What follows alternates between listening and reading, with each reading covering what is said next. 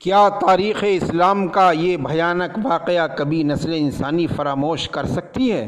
دریا کے کنارے پر ساقی کوثر کے پیارے فاطمہ زہرا کی آنکھوں کے تارے پانی کے ایک ایک قطرے کے لیے تڑپ رہے ہیں۔ اللہ اکبر! کیسا منظر رہا ہوگا کہ گلشن فاطمہ کا سب سے ننھا پودا، دودھ پیتا بچہ علی اصغر ماں کی گود میں بھوک پیاس سے تڑپ رہا ہے۔ 3 دن کی بھوکی پیاسی ماں کے سینے میں دودھ خشک ہو چکا ہے۔ بچہ بار بار ماں کے سینے سے منہ لگاتا ہے، مگر جب اسے دودھ کا ایک قطرہ بھی میسر نہیں ہوتا تو وہ کبھی بلک بلک کر زار زار روتا ہے، کبھی حیرت سے آنکھیں پھاڑ پھاڑ کر ماں کے اداس چہرے کو دیکھتا ہے۔ بے زبان بچہ بول نہیں سکتا، مگر حیران ہے کہ میری ماں کے سینے میں جو رحمت کے 2 چشمے تھے وہ آج کیوں خشک ہو گئے۔ جب میں پہلے سینے سے منہ لگاتا تھا تو میرا منہ دودھ سے بھر جاتا تھا، مگر آج کیا ہو گیا ہے کہ ایک قطرہ بھی نہیں مل رہا ہے۔ مامتا کی ماری دکھیاری ماں بے چین و بے قرار ہے، مگر قربان جاؤ صبر و استقامت کے ان مجسموں پر کہ سب کچھ برداشت کر لیا مگر یزید کے آگے جھکنا گوارا نہیں کیا۔ پیاسا بلکنا گوارا کر لیا مگر تلوار کے آگے جھکنا گوارا نہیں کیا۔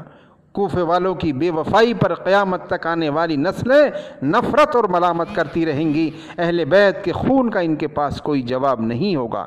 جب سرے محشر وہ پوچھیں گے ہمارے سامنے، کیا جواب جرم دو گے تم خدا کے سامنے؟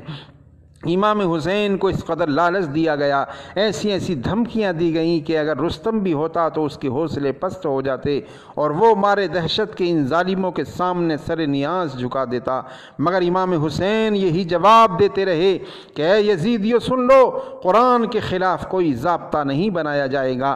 آئین ہوگا تو قرآن کا ہوگا، اصول چلے گا تو قرآن کا، دستور چلے گا تو قرآن کا، حکومت قرآن کی ہوگی، بات قرآن کی ہوگی، حیثیت قرآن کی ہوگی، منزلت قرآن کی ہوگی۔ اے یزیدیو سنو، میرا آخری فیصلہ یہی ہے کہ ہم سر تو کٹا سکتے ہیں مگر پرچم اسلام کو نہیں جھکنے دیں گے۔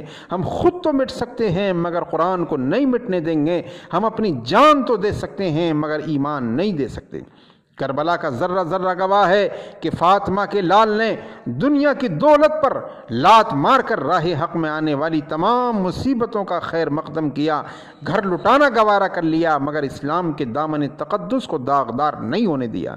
مسلمانوں سوچو، آج امام حسین اگرچہ ہمارے سامنے موجود نہیں ہیں مگر ان کے مقدس خون کا قطرہ قطرہ آنے والی نسلوں کو کربلا کی سرزمین سے یہ رنگین پیغام دیتا رہے گا، خون میں نہاؤ، زخم سہو، سر فدا کرو، جب وقت آئے دین پہ یوں حق ادا کرو۔ عزیزان ملت اسلامیہ، مختصر یہ ہے کہ قربان جاؤ خاندان اہل بیت پر پورا خاندان حسین کی نظروں کے سامنے لٹ چکا ہے۔ امام مسلم بچوں سمیت جام شہادت نوش کر چکے ہیں، وہاب ابن عبداللہ کلبی بھی جام شہادت سے سیراب ہو چکے ہیں، عون و محمد بھی شہید ہو چکے ہیں، علی اصغر اور اکبر بھی شہید ہو چکے ہیں، قاسم و عباس بھی شہید ہو چکے ہیں۔ اب وہی بھیانک جنگ امام حسین کے سامنے رقص کرتی ہوئی نظر آ رہی ہے۔ امام حسین خطبہ ارشاد فرماتے ہیں، اے لوگو، کیا تم مجھے جانتے نہیں ہو؟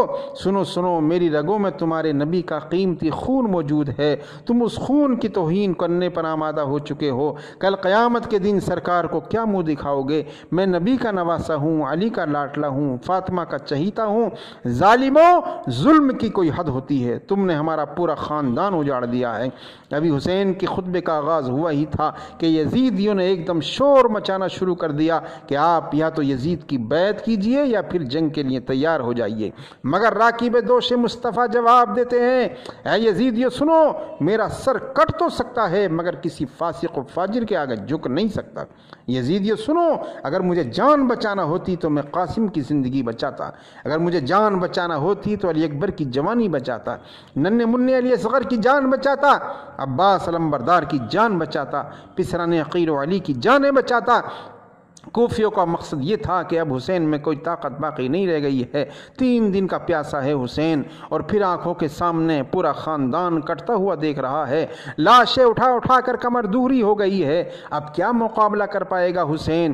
امام حسین یزیدیوں کو للکارتے ہوئے فرما رہے تھے، اے یزیدیوں سنو، ہم زخم کھا کر گھوڑے سے گر تو سکتے ہیں مگر پرچم اسلام کو نہیں جھکنے دیں گے، ہم گھر لٹانا تو گوارا کر سکتے ہیں مگر شان دینا گوارا نہیں کر سکتے۔ سکتے، ہم جان دینا گوارا کر سکتے ہیں مگر ایمان دینا گوارا نہیں کر سکتے۔ اللہ اکبر، زمین کانپ رہی تھی، آسمان لرز رہا تھا، میدان ہل رہا تھا۔ علی کے شیر کی تلوار قہر خداوندی بن کر اٹھی تو پورے لشکر میں ہلچل مچ گئی۔